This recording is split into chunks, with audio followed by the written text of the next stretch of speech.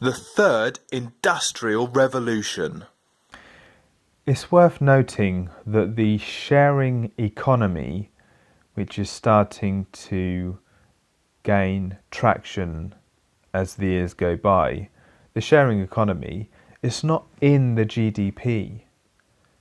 So the GDP is the gross domestic product, or the national overall value of the things that the nation has made. But when you share something, that's not part of the GDP. We're all sharing things all the time with each other, and that's not part of the GDP, because the gross domestic product is the market value of goods and services. So the sharing economy isn't included. And that's part of the reason why GDP is slowing down, is because we're sharing things now more than we used to. You know, previously you'd buy a magazine, you'd buy a newspaper, you'd buy a book, you'd read it, and you'd put it on the shelf, or you'd throw it away, for example. But in a digital world, you go onto a site and you read something, so do millions of others. We're sharing information, and that's slowing down our GDP, but that's a good thing, because we don't want infinite growth on a finite resource planet. So this is why GDP is slowing. It's because we're sharing things more, and it's creating an entirely different economic model. People are now sharing solar and wind energy off-grid with friends and neighbours. They're sharing their transport vehicles, for example Uber and Lyft. They're sharing their homes with Airbnb. But even these systems, even these enterprises, are now being usurped by cooperatives. The sharing economy is the biggest economic model since capitalism and socialism in the 18th and 19th centuries. I cannot express how important it is. You only have to look at music industry, newspapers, publishing, books, to see how disruptive the sharing economy can be. So, but it's not all going to change just like that. We're going to have a hybrid model for a few decades, which is going to be part capitalism and part sharing. It's going to be part markets and part networks.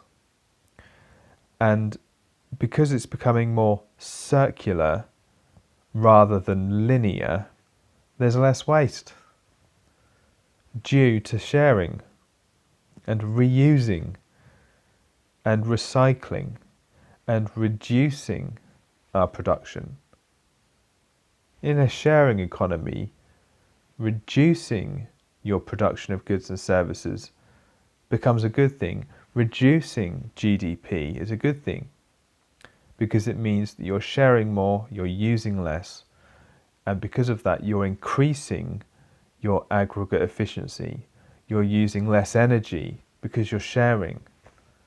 It's not valuable for every single person in the world to own one of every good and service. That is not efficient. That's inefficient. That's wasteful. What would be efficient is if we produce enough to provide for the demand. And when we're sharing, that means that we can produce a lot less, because we just need to meet demand for whatever it is at that time, rather than having every single person owning their own car. You need a different model, a different system where people can access transport when they need it. That's a rational thought, that's a rational idea. And it would mean that we're much more efficient with our resources and our energy and our space. It would mean that instead of all these millions of car parks being full of cars that are just sitting there doing nothing, instead there'll be a lot less cars on the road, a lot less car parks as well. And the cars that are there will be doing a lot more work. They'll be moving around a lot more. They'll be taxiing people to where they needed, rather than people owning one of everything and it just sitting there doing nothing most of the time.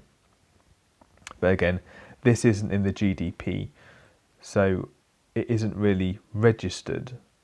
So when you're thinking about the GDP and it's slowing at the moment, don't think of that as a bad thing. Think of it as a good thing. It means we're sharing more and we're reducing our waste, and we're actually being more productive in the sense that we are producing what we need rather than producing everything that is privately owned and no one else can use it.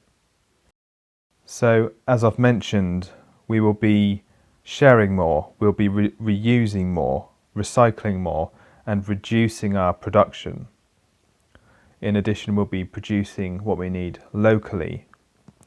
And this takes us away from the runaway infinite growth system that we're using. And we'll be moving away from mass consumption towards sustainability. And as I've mentioned, there are no energy bills in this model. Once you have installed the solar and the wind technologies, there are no marginal costs.